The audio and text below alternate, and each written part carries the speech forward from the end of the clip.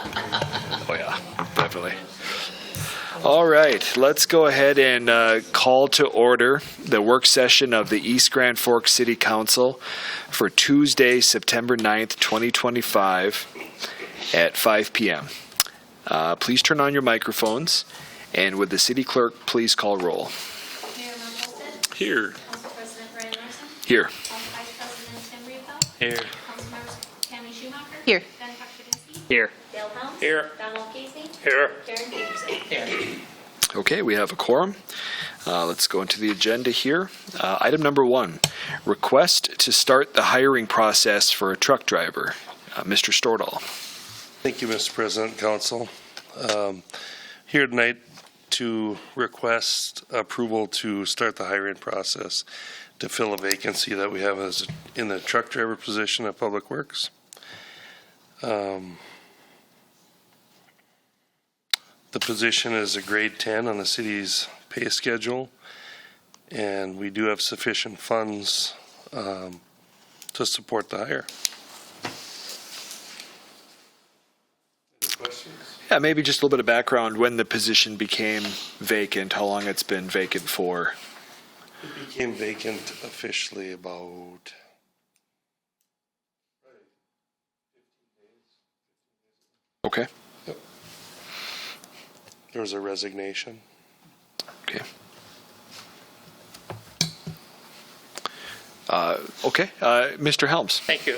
Jason, is this going to be an internal thing, or is it going to be, Yeah. and if you do internal, are we going to be looking at hiring somebody else then to? It'll be advertised internally per the union contract, but it's the lowest position on the totem pole, so to speak. So it will be advertised externally after that, and somebody will most likely fill externally.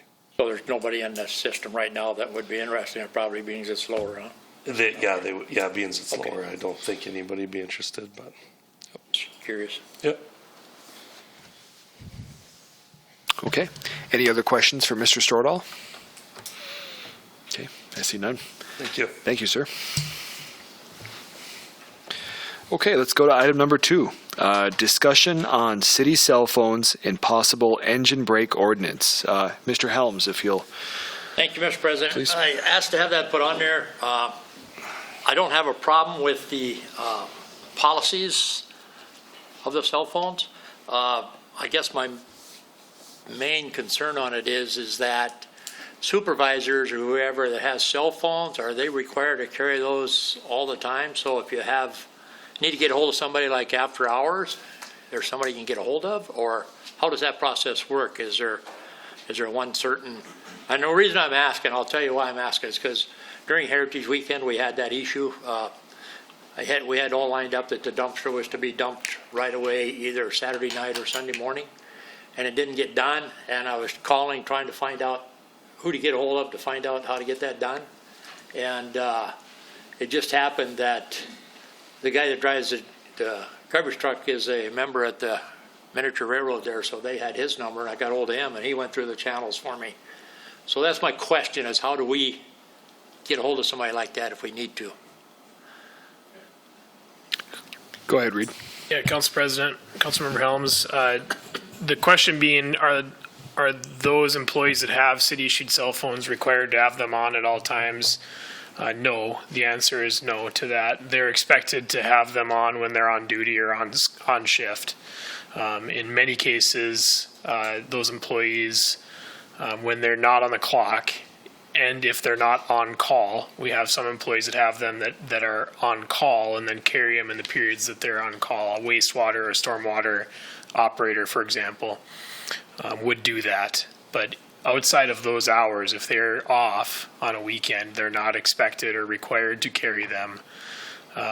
In the event that there would be an emergency like that where they needed to be reached, there'd be a few channels to do that through contacting them on their personal phones.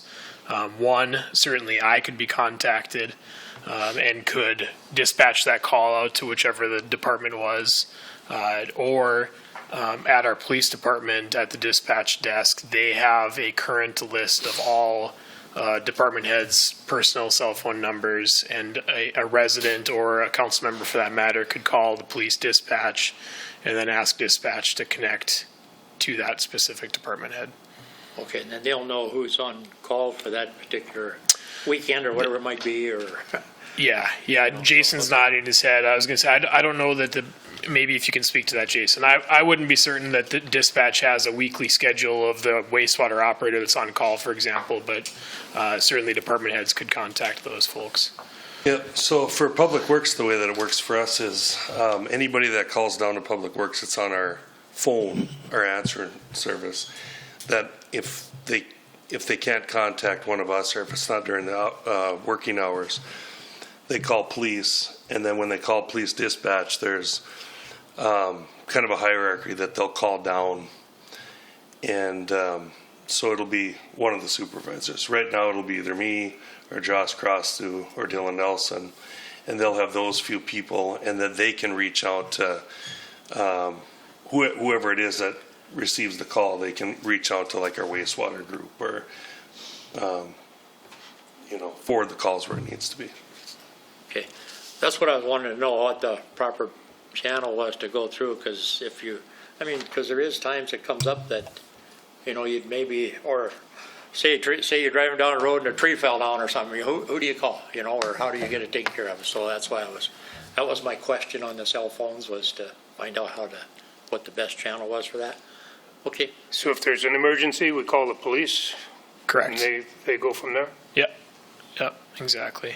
I would say an emergency, no matter how minor or major it feels, right? An example would be the fountain. Somebody throws soap in the fountain, or the water fill doesn't turn off and it's overflowing. That call goes to the police department, and then they'd call Mr. King, and he'd get the right person on it, just as quickly as if a tree was laying in the middle of the street. okay. Yep. Okay. That's what I wanted to know. All right. That seems to be part one. And then part two is the possible engine brake ordinance. Yeah, I think our previous Mayor Gander was working on that at one point in time to get an ordinance for engine brakes. Honestly, when I'm sitting in my shop and a truck comes into town and they hit those things, my doors rattle. Some of them are really, really loud. And I know in a previous situations or things I know a little bit about them is that when they're running and they're rapping that loud, they're probably coming into town a little bit too fast. Yeah. You can set those things off at a lower speed, but then they just, it's just a normal sound. But when they're coming in and those things are rattling like they are, they're coming into town way too fast. So I was just wondering if we could maybe put in the process of maybe finishing up what Mayor Gander had started, and maybe see if we can get an ordinance put together for engine brakes, that's what I was looking for there. Yeah. Mayor Olsted. Isn't it in our packet, doesn't one exist already? Am I correct? What is this? Yeah. There isn't a current one in our city. This is an example that Ms. Nelson pulled off of, just found online, of another Minnesota city. The work, Councilmember Helms is right towards the end of last year, before Gander's term as mayor ended. It was a fairly quick kind of in passing, as he was finishing up office hours, walked through and mentioned to Megan that we should think about an engine brake ordinance, because the windows have been shaken at the clinic that day. I apologize. I didn't read the name of the city. I just read it. And Yeah. I was like, oh. So, and I think Mr. Gallstead, if we're interested, he may have some direction for us. Well, and the only thing that I was going to say is that we'd want to craft it a little bit differently than this, because in my opinion, unless you're going to just eliminate Jake brakes altogether in the city, unless it's an emergency, if you're tying it to a noise ordinance, it's going to be impossible to prosecute, because I'm not going to have any definitive evidence that it was over the decibels that are allowed according to Minnesota statute. So we'll have to just work something with that. But we can do whatever the city wants to do. It's just that, and this is the first time that I heard that Mayor Gander was even looking at it, so, but if that's the thing, we can work on trying to get something in place. Yeah, I don't know if it went as far as to come in front of the council or anybody at all. I think it was just something he had just started. And again, like I said, when I'm sitting in my shop there, it's pretty crazy. I mean, it sounds kind of silly, but it does make the doors rattle. So if it's something we want to do, I threw it out there. I guess, if you want to put it on future agenda or something, that's fine too, and discuss it, but I just wanted to throw it out, see how everybody felt about it. Okay, appreciate that. Councilmember Riepel? I know on 220 North there, a lot of the times you'll see the highway patrol parked on the median there. And that's usually this time of the year because he knows they're coming in a little too hot and fast. And he's more than happy. I know the guy, he's more than happy to give tickets. Yeah. And I've seen some of our patrol officers out doing the same thing. So maybe we just need to slow them down a little bit, give them the thing that maybe it's time to slow down before you get to town. Because I know they're not doing 40 when they're out on, way out there. They're probably doing 60, 65 still. Right. So. Coming in on 220 there, before you hit city limits, it's a 45, but trucks are going faster. Yeah. Any other comments or thoughts on the topic? Yeah, I would just, with beet harvest around the corner, a lot of the newer trucks have the Jake brakes. I drive truck and usually set it at low. There's a high, medium, low setting on that engine brake. But if you had it on high, it is loud. You let your foot off the gas and right away it kicks in to save on the brakes, essentially, is what the truck drivers are doing, right? But yeah, it'd be interesting to hear from the public too. If there's. I have 3 vehicles that have them on, but they're not. Of course, it's not big old straight pipes on them, so they don't sound as bad. But most of mine have a retarder, which is the transmission, and that you don't hear nothing. That's just like pushing a brake pedal. So I mean, it's there's no noise to that at all. But we don't use them very much either because it's hard on transmission. So It is, okay. yeah, but it's just a thought. If somebody, like I said. Yeah, if we do a little bit of research, Reid, it would be interesting to learn what other communities in northwest Minnesota, just Crookston and Thief River, have this as well. We have Highway 2 or Grand Forks. It would be good to be, at a minimum, in alignment with the other communities similar to us. Okay. All right, any further discussion on item number 2? Okay, I see none. Let's go ahead and move on to item number 3 then. Consider Midco franchise renewal. Mr. Huttunen. All right, thanks, Mr. President. You'll recall in early June this year, we did bring to council how to modify the free cable service that was included as part of the franchise to get in compliance with FCC orders. That, along with the Midco franchise being up for renewal at the end of this year, the current franchise with a 10-year term, which expires in December, we have a resolution to renew the Midco franchise for an additional 10 years. The fee that's charged in that is 5%. That's the statutory limit on how much can be charged. So there's no proposed change to the franchise fee itself. In charge to those that have cable television or streaming television services through Midco. So it would be simply a renewal of the 10-year term for a new 10 years. It would address that free cable for public buildings, which we've addressed already, and then one additional item to reflect that Midco's facilities will be buried underground unless given permission by the city. Okay, thanks, Reid. Mr. Casey. I don't know if this is time to bring it up or not, but we're speaking of Midco, and it came up again this morning. It's been several months since Town Square has had any cable service. Do we know anything how that's proceeding? Or there's got to be a lot of Section 8 housing in there. Can the government not step in? I don't have a good update on how that's proceeding, other than hearing, I'd say a week ago, the same as you, that they still don't have cable. What the city can do to support that, I don't have a great answer for that. Being it's a privately owned building, what I understand the issue to be is that Midco in that building, and I think in all facilities across the community, they are transitioning away from the traditional coax cable and going to an internet streaming-based television service, and that the owners of the building haven't given Midco access to do that. And so that was kind of the final response from Midco, is that if they're not given access, they're going to shut off the traditional coax service. I only know all of that secondhand. I have not had any specific discussion with the property owners or Midco on it, but that's what I understand the issue to be.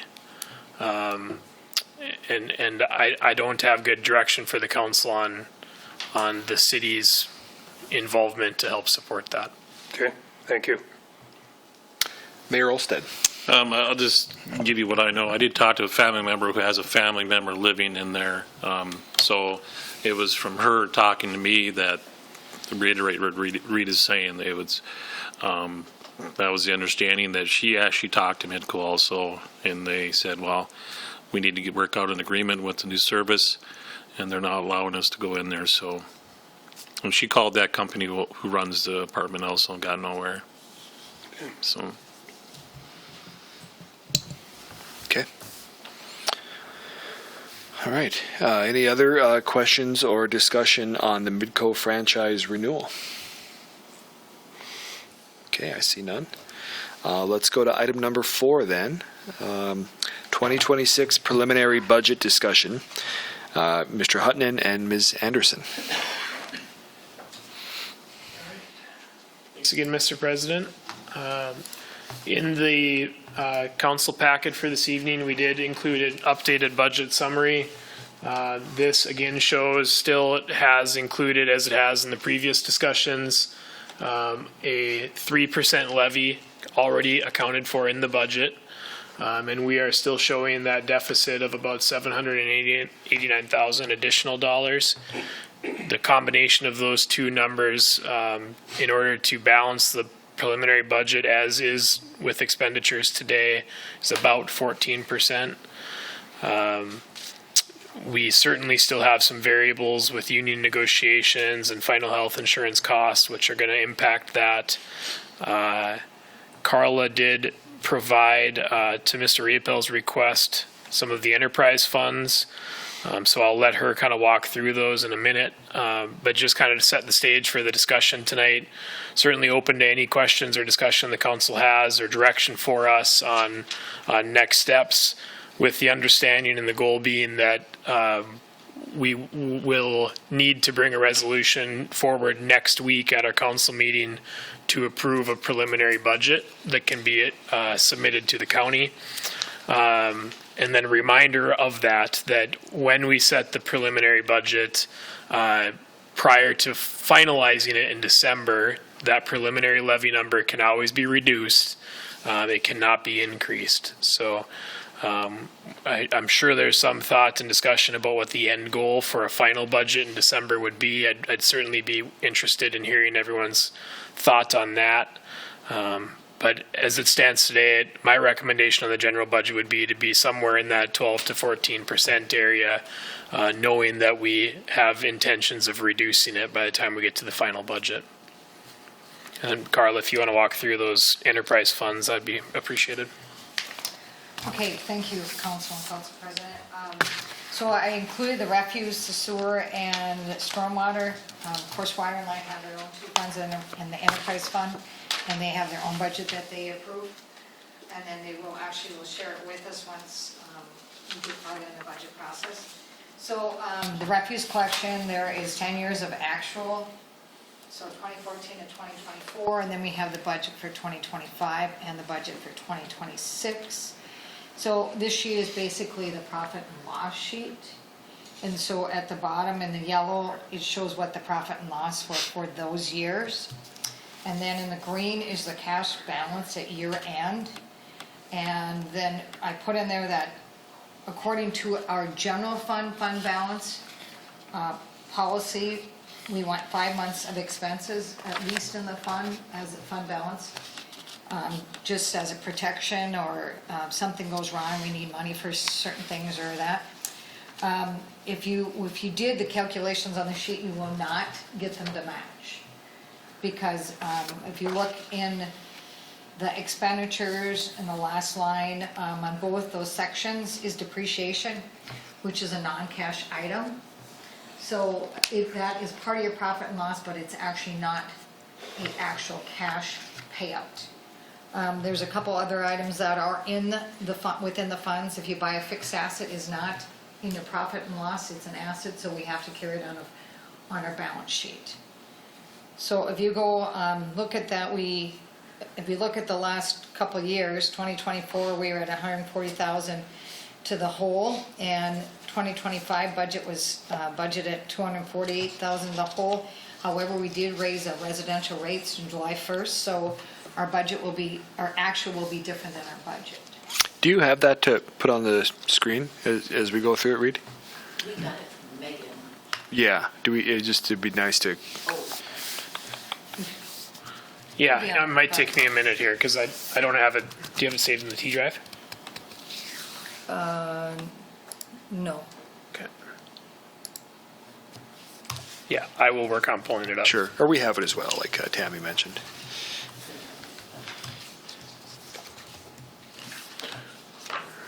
Questions on it? Let's see, we're looking at it, so.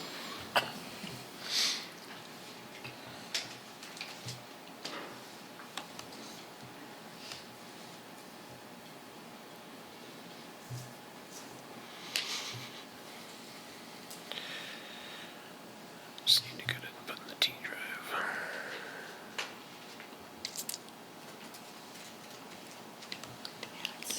Budget, under finance budget. Let's see.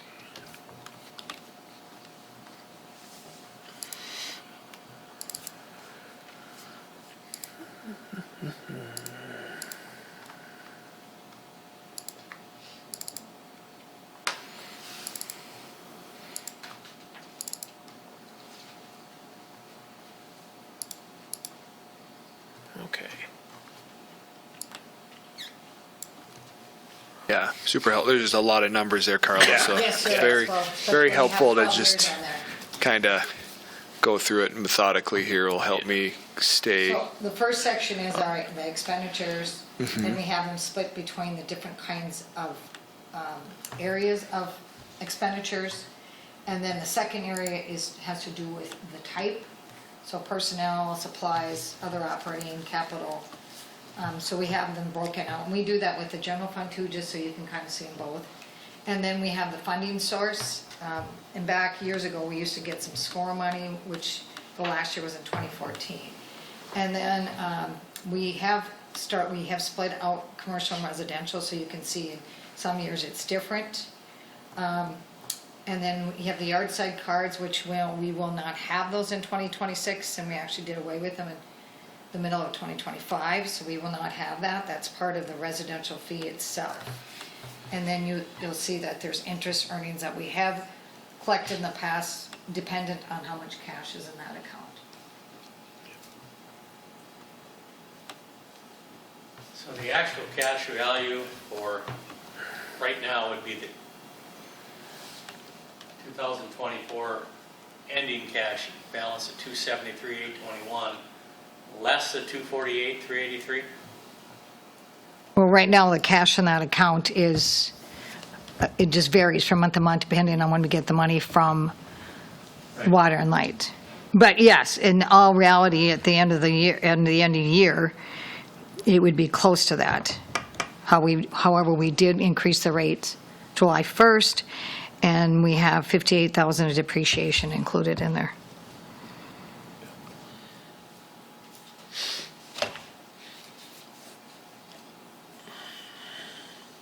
So maybe 50,000 in the account. I mean, that's a quick estimate if we went by everything that we budgeted.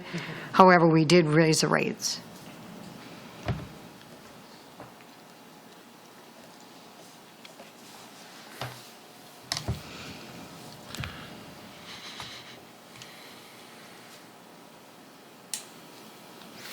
Mayor Olsted. So what would be the optimal percentage, and what would that dollar amount be that we'd like to see in this fund? Okay, so the 5 months is what we look at. If you take the 5 months times the expenses, and we should have that in there. So if you look at 2025, that would be $331,000.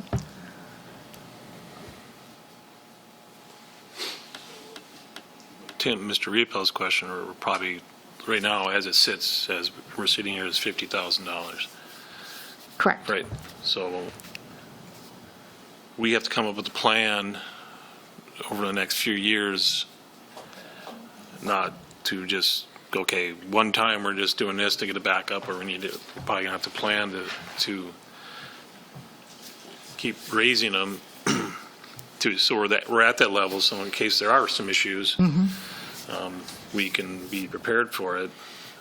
So I guess that's one thing we'll need to decide if something's going to happen this year or beginning of 26, I guess we'll have to look at it. But I think we need to have a plan that Jason brings forward and that is workable with the commercial side of it, so that we have, reasonable, adjustment, not a one-time knee-jerk reaction. And then plan going forward, okay, if this is what it's going to be, do we need to have a factor in there of saying every year it's 0.25% or 0.5% or whatever it may be, so that we plan moving forward that we're not going to run into these issues again. So I think I'd appreciate that coming forward. And we do have, what, a 3-year contract with Waste Management, 2 years left now? 2 years? Through 29. Okay. So, and they show right on there what their rate of increase will be. So that gives us an idea what our rate of increase should be at least. And that's speaking specific to residential. Right, I understand. Yeah, understand. We recognize and understand we, in all likelihood, need to address the commercial rates. Correct, and as that's well. where I was more Yeah. leaning to that side of it. Yeah. So, thank you. I think it's probably been, Karla, I think you included that in the email, but if I'm not mistaken, it was 2014, the last time we looked at commercial pickup rates. Yeah, same as the residential. Yeah. That's all I had. Okay, thank you. Yeah, looking at the numbers, like around 2020, the profit and loss was at, we were 12,000 to the good, and the cash balance was, greater than the 5 months expenses. So it kind of felt like over the last 5 years, we've separated from where we wanted to be. So it would be good to put that plan together. If it does take 5 years, less would be great. But is there a rate increase that then we can compound over the next 5 years to get us back? In a way that isn't so jarring for our residents. I think that's what I'd appreciate, like an analysis kind of showing a curve, how we went back. This is how we can get our books back where we want them to be. And I hate to say it, but we're going to have to raise rates, and that's Oh, yeah. jarring to residents, no matter if it's 2% or 10%. People don't Definitely. like an increase, but we just have to come up with an increase that will get, our fund balance where it needs to be for financial responsibility that we have for the citizens. Yeah, why don't we show that, in a future meeting here, like what's a 3-year plan to get us back to like solvency, I guess is maybe one of the words to use, or a 5-year plan. And then we can discuss, is that, the implementation plan, I think, is what the council needs to discuss. We know where we need to get to. And then Mayor Olsted. Thank you, Mr. President. I think once we figure out where we're at with commercial, I think that's going to give us a lot better idea on the residential side. It's going to give us a lot better idea of going, okay, maybe it's, like I said, only it's like 0.25%, whatever it may be, whatever the plan is. But I think that's first hurdle we have to get over is the commercial side, so that we have a clear picture of where we are actually and what we need to do with that. Because that's going to be a different outlook of how that steps up over the years to get. So I think it's going to be two different things we're looking at, but it's all on one sheet here. But we have to separate it just so we have an understanding of both sides. Right. So, thank you. Yep. If I could add, I think Yeah, please. I just reiterate the mayor's point. I think that's important for anyone that's watching and listening and thinking, I thought we just increased residential refuse rates a few months ago. Just reiterate that. We do have a plan in motion on residential. It had kind of a stepped increase in 3 segments. One was July 1st of this year. There's another increase January 1 of 26 and a third increase July 1 of 26. By the time we get to July 1 of 26, we will be fully caught up to where rates should be to align with the countrywide now waste management contract that we have in place. So we're playing catch up on those now, but that plan is set in motion. And to Mayor's point, now we need to line the commercial side, and there are some apartments that have a different pay structure for tenants inside apartment complexes that we're still working through how to address those. Yeah, and this is the aggregate of both of those. So And then- it's kind of this is the confusing. total of all of those services. Okay. All right. Any other questions on the refuse collection numbers here? I have more of a general question. Yeah, go ahead, Ben. Thank you. Is this the only fund that has any sort of balance issue? Are there any others that are, say, at like 30% when they should be at 50%? Or is this the only issue? Because my understanding is Mr. Riepel wanted a report of all the fund balances and what all of those funds do and a 10-year look back on every single one of them to make sure that we're not going to end up in the same situation that we were with this fund. So wasn't that what you had asked for? That's correct. It was to alleviate this problem we're going through right now. The other 2 funds here are very good. They're Yep. good. They're solid. It's the other ones that we need to look at too. Right. I'm just talking about citywide, not just the refuse collection. Are there any other funds that may have this issue lurking that we're not aware of? We need to seek those out and make sure that we don't run into this problem again. Yep, the only other fund, and we have talked about, is our state aid fund, because we have spent more on projects than we have coming in. Okay. And so that is the only other fund that has been in the hole. Transit has fluctuated just because of when federal dollars come in, but we have alleviated that by budgeting more out of the general fund. But the only other fund would be the state aid fund. Sure. But I want to reiterate back to Mr. Riepel's ask is that for next year's budget, can we get this report for every single fund that the city has so that when we review it, we can make sure that we are on par and that it just doesn't get missed? I apologize, I thought it was enterprise funds on that ask. Yep, and I understand that that's going to take time, and that's kind of a heavy lift. So I think this is a good start, but I think, going back to the ask that I had at the last work session, we need to have a 5-year outlook on what our budget plan is going to be and what our levy should be so that we're not, going from 5% to 14%. And I think part of that is having this look back on all of these funds to make sure, because we did it, what was the fund a couple years ago that Sick leave. Yeah, the sick leave fund where we had to make that sort of a deposit into the account as well. So, it doesn't seem like this is an isolated issue. So I think for next year's budget, let's please include, something for every single fund and every year moving forward. Thank you. Thanks, Ben. Mayor Olsted? Like, to clarify with Mr. Pochvinsky, you want the fund balances and the percentages. If one is, all of them, let's say some are at 30%, you want to know that also, correct? Right. That not just that they were negative. So if one's at 30, we need to be at 50. We need to look at and address that and maybe make some adjustments. Right. I just want to make sure Yep. that's out there. Okay. The other fund is that the building maintenance. We don't look at having a fund balance in that. We look at using what we collect. So, Right, yeah, Just so everybody knows that there's won't be true for every fund. Yeah, there's a plan for that, and that I believe is actually built into the budget that's presented to us Yeah, every and- year. And every other fund is built in the budget because of this, their special revenue funds, so they're actually part of the general fund when you get that. So there's building maintenance, there's the Greenway, there's an insect fund. Those are all part of the general fund when we look at it. Yep. For special revenue.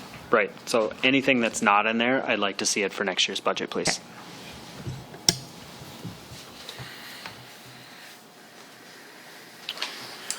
Any other questions for the refuse? No, I think we're good, Karla. Okay, thank you. We'll move into the sewer operations, and 2014 to 2024 actual. And the first section, again, is our expenditures according to the type of service, so sanitary lifts, sewer lifts, vehicles, general sewer, treatment, and then the next has to do with personnel, supplies, and other operating, capital, and debt service and depreciation. And then we have the funding source again, which is our sewage fees. And our sewage fees are two different ways. We have a fixed fee, depending on, it's tied to the size of your water. We just have a fixed fee, for each household, depending if it's commercial, residential, or apartments. We don't have a fixed fee for commercial. That is just done by how much water they use, and then they're charged accordingly to the sewer. So we raised our rates before we did the interconnect because we knew the interconnect was coming. And then we raised them again in 2017, and then when we raised them in 2022. So we have a fixed fee right now of $22, and then we have a percentage according to the residential, according to how much water is used. So that, in essence, goes up every year because if water rates go up, the sewage rate for treatment would actually go up following the water. So if a 1%, it's like 65% of the 1%. So if you look, there is a little increase in sewage fees because of that in the water. So then if you look, you see that then the yellow again is the profit and loss. And we have had a few years where it's been at a loss. A lot of that has been due to the COSA, so the cost allocation that we pay to treat the water that's through the interconnect to Grand Forks, which has varied from one year to the next. And that is actually, if you look under in the top line sewer treatment, which is the fourth one down, you can see the first few years when we didn't have the interconnect, and then in 2018, you can see the rates. And they have ran anywhere from $350,000 to $764,000. And I know that when we met with Grand Forks, again, Todd Phelan talked about that. He talked about the biosolids in there. It costs more to treat, which he said is dirt. So if you look at that, that is very difficult to budget for. So when we budget, I have been budgeting to what we have had in the past, because really haven't done anything to prevent any of that. So at this point, I just feel and Jason feel it's necessary, have to budget for that, so that we have a true cost of what it will be. So that's part of the reason why there has been a loss in the last few years. However, we do watch the cash balance to make sure that there is enough cash in there. The other thing that comes into effect with the cash is that we have been building in improvements because we have to replace lines and such. So we do look at that with the cash balance. However, if we probably need to start looking at raising rates, just because of that COSA that has, what we're in essence is doing, we're paying more for the COSA, and which we have planned to do for improvements. So in my spreadsheet with cash flows, I plan probably for $350,000 improvements, but if we're using that to pay for the treatment, then we don't have that money and our cash goes down.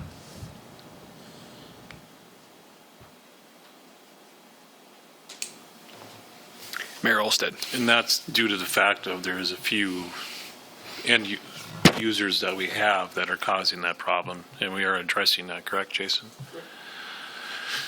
And when do we think will we have anything this year, or will it be next year that we'll look at it? We're hoping mid-October. Okay, so if we have an agreement or understanding from them, that dollar amount's going to change then, but we would pass it along to them, possibly. So that would change maybe how this looks. Correct? Am I understanding everything correctly? Okay. Just want to make sure. Thank you. But we're trending in a bad way here, right? Like this, we have an opportunity to catch this one before Correct. it bites us. But like looking at the numbers, we're going down. Yep, and you can, and it's really in that sewer treatment line. Yeah, big time. And the cash reserves are being eroded away. And even though we did a rate increase, we just held our own for like a couple more years. Correct. Now we're going to go back down again Correct. unless we address these additional treatment costs. Right, and then it gets to the discussion again, do you raise a little bit every year instead of going raising it $5? Yeah. And then in the spreadsheet, I've done that. So, I put in that, okay, so to, break ahead, we're going to have to raise the rates either a little bit all the time, or you raise it $5 in 3 years. Sure. Or the other strategy, which I think is what I hear over here, is we assign the cost Correct. where the expenses are being incurred, the industrial users. So we're increasing our revenue. That's Yeah. really what we're doing. Yeah, understood.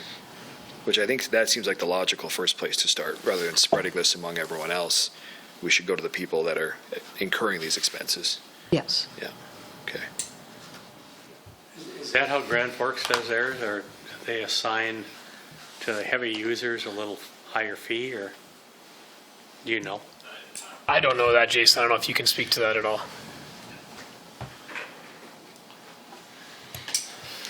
I don't know that there's a higher fee, Mr. Rapel, but they do monitor them, so they do All pay by more. usage. Yep, it's by usage, yep. Just curious on that. Mr. Pakshavinsky. Yeah, I just have a quick question. Based on the numbers here, it looks like the interconnect was implemented, because I don't recall the year, either 2017 or 2018. Correct. Yeah. 17. Either the end of 2017 or 2018, because it looks like we were fairly steady at sewer treatment for 14 to 16, around, average 15,000. And then it spikes probably the end of 2017 and then really starts going haywire in 2018. Yes. So, all right, thank you.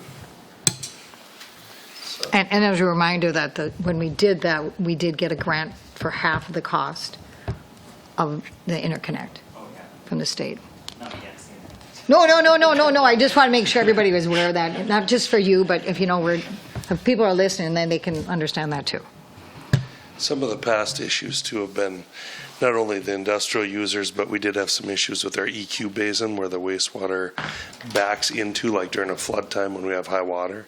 There was some erosion issues there where we did do a little bit of a revamp to the EQ basin, so it prevents that from happening. So that's also helped a little bit in the past.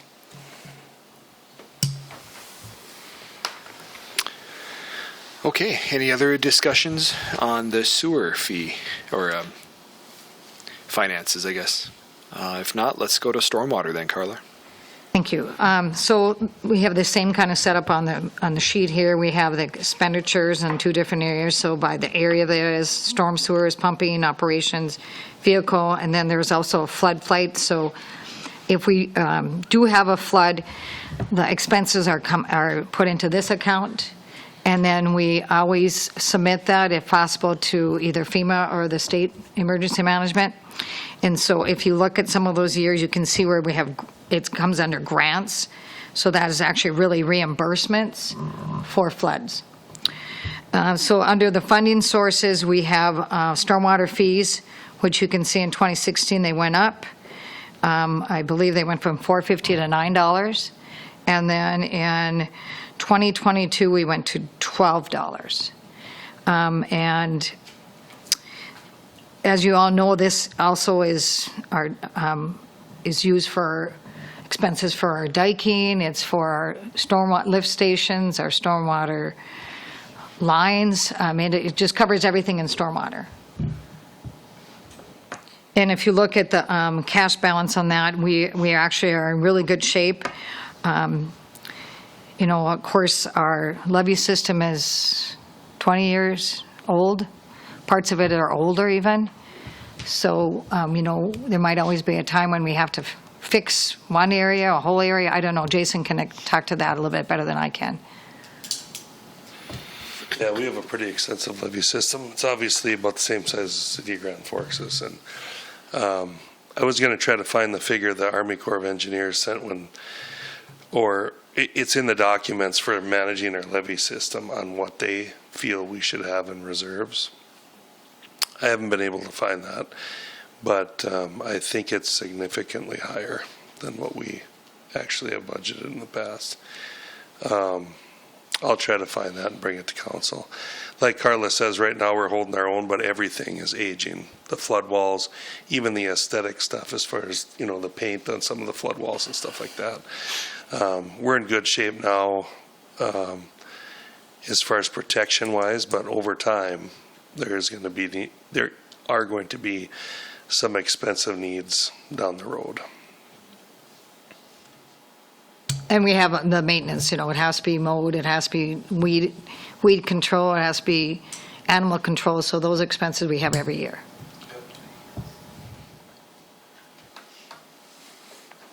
So when you do projects to like a stormwater lift station, we're funding that out of this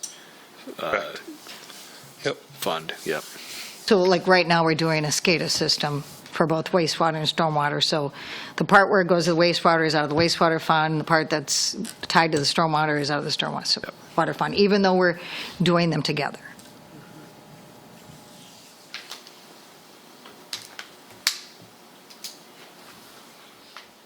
Right. Any questions on the stormwater operations financial information? Okay. Thank you. Thank you.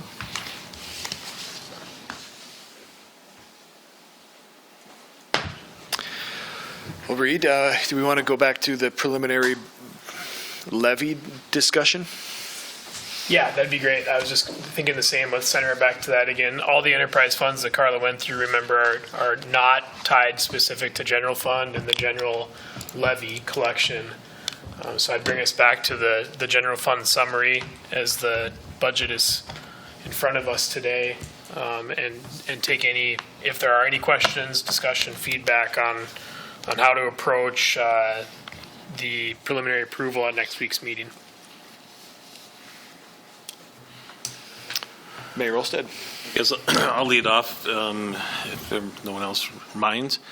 My personal opinion, looking at this and then using the tool that Mr. Huttunen provided to look at adjusting where the levy would be, I would recommend that we set it at 12, knowing full well that we're going to have to go down from there. Like Mr. Huttunen said, we can always go down, we can't go up. In my opinion, we would have to probably be looking at right around 7% at the end of the day. So, and just a reminder, we were at 3 last year. So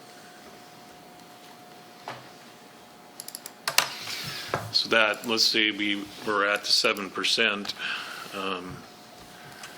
that would leave a 53% percentage in our reserves, if I'm calculating correctly. I'm trying to get us to that, but Yeah, the first time you're on, it makes you do wants me that. to log in Right. everything tonight. Don't do the updates. Yeah. You won't have to do it again. It wants to auto-update every time you log in on this computer. Yeah. Go ahead, Ben. Well, Reid's logging in Yep. here. So the budget sheet here doesn't show any usage of reserves from the fund balance. Right. Okay. That was, So if we were staying at the 3%, then what we would have to have is we'd have to take the 789 out of the fund balance. right.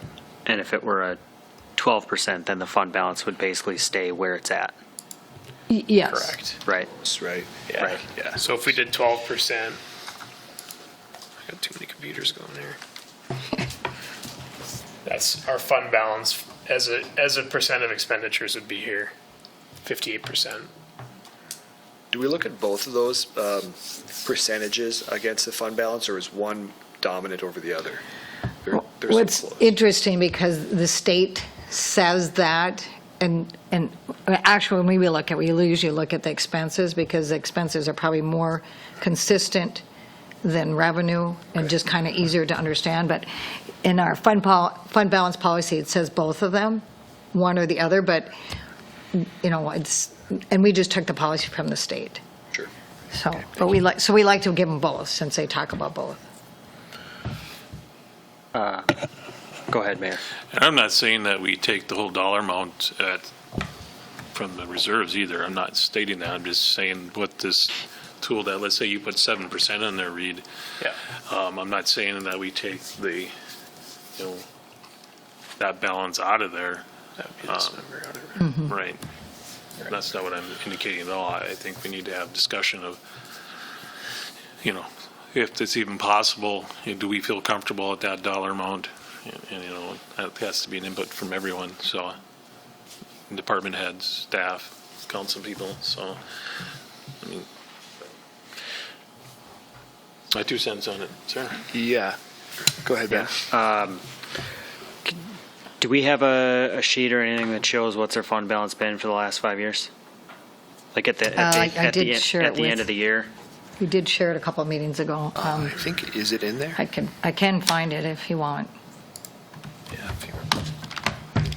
Isn't it that 11 by 17 sheet in the? No, that's the levy. The question, Ben, was fund balance or the levy? The fund I balance. know we showed the levy. Yeah, I don't know that I'm we- talking the Yeah, balance, because fund balance, Yeah. too. I feel like the balance has been That came out of our book. over 50% for the last few years. And Gets in here. I'm just wondering, Mayor, we had a very brief discussion about it a couple weeks ago. It seems we consistently are creeping above 50% every single year. And if the state's recommendation is, between 35 and 50, I guess I would just like the opinion of why stay above 50. Right, because if we use some of it now and we have the levy at 7%, saying we don't cut anything from the budget, which we do want to,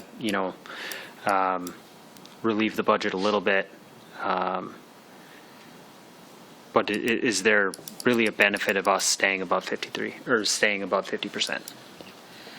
No, it's a good question. I think, I think our last meeting, we talked about we should probably be staying. I think you indicated also that between 5 and 7 each year instead of having to go yo-yo.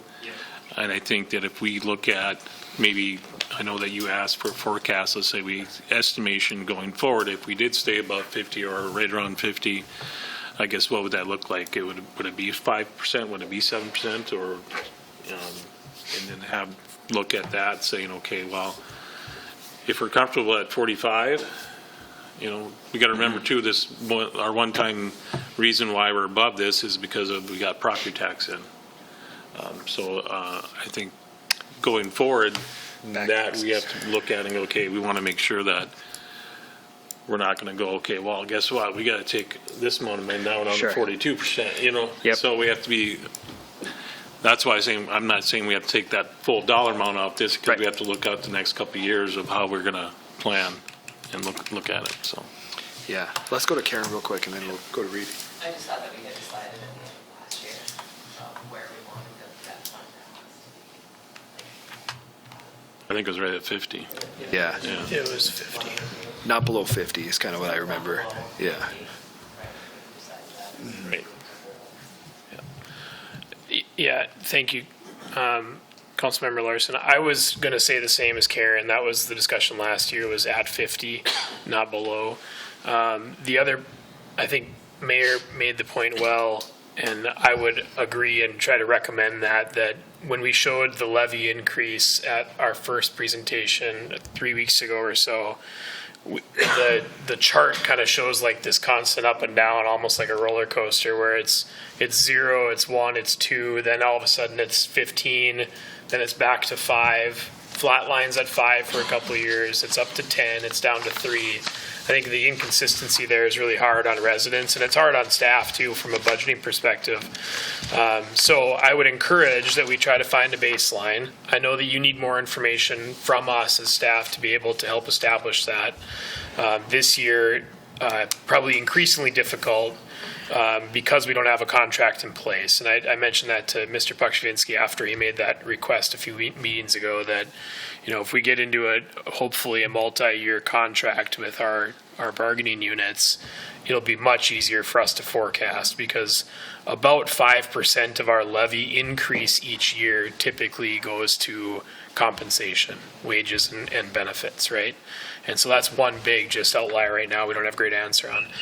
The other part of the use of the fund balance that in sequence with a consistent levy year by year, then I would encourage the council to give us direction on if it still remains above 50%, is the number still 50 that we want to hold at? And if so, can we as staff recommend projects that need to happen in our facilities that use some of the fund balance to finish those? The example being, we have a $1 million+ fire station renovation project out there that's being designed right now that largely has an unallocated expense to it. The building maintenance fund on itself will not hold up that project and pay for it. So that to me would be a better consistent use of reserves, as if the reserves continue to grow, is rather than being dependent on reserves to balance our annual operating budget. When we have a little bit of a surplus there that we need to use, that we look at more one-time expenditure or certainly long-term capital type investment instead of to quote buy down the levy increase. And we will need street maintenance done for the city too. So, and last time when we did that, we did not take a bond for the city. We actually had enough cash in the state aid fund to pay for all of the city cost. So those are properties of our own, properties where we can assess it to others, which we spent probably about $1.9 million on, that we did not bond for. So if we don't have that, we're going to have to bond for ourselves and make payments for our property for those street maintenance. Sure. Resulting in a pretty good savings for everyone to not have to pay the debt. Yes. Yep. Otherwise, we'd have to budget that into our general levy every year. So one thing to consider, Karla, would be reserves could go into a street maintenance fund. Correct. Could, right? Yes. Yeah. That's a helpful discussion. It's an interesting equation of strategic use of the reserves, if that makes sense, and then managing the projected expenditures. Like you can't use the reserves and not pay attention to the expenditures. That's the easy way out, and that will just create problems for next year, right? Mm-hmm. I don't think that's the approach. So focusing on that $14.4 million, the 2026 projected total expenditures, I think is going to be a real focus here as we get a little bit closer to the end of the year. Okay. Well, yeah. Go ahead, I guess Mayor. my question for everyone is everybody comfortable with what I'm indicating, or everybody else have an opinion on it, where we should be at, to give feedback to the staff so that next week we can have something in front of us. I'm open to anything, but that's just my thought process on it, and I'm open. Just to reiterate, that would be a 12% preliminary, 7% goal. Correct. Okay. Any questions or discussion on that?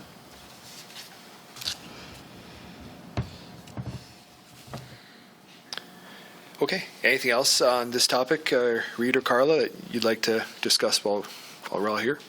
Unless anybody has questions. Okay. And that's enough information for you to prepare the agenda for next week?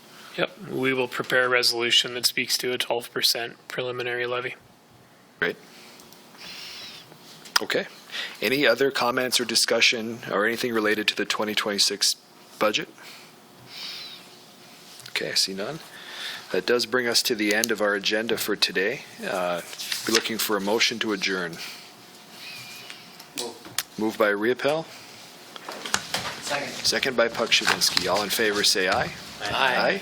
Opposed, same sign. Okay. Motion passes. Meeting is closed. Thank you, everyone.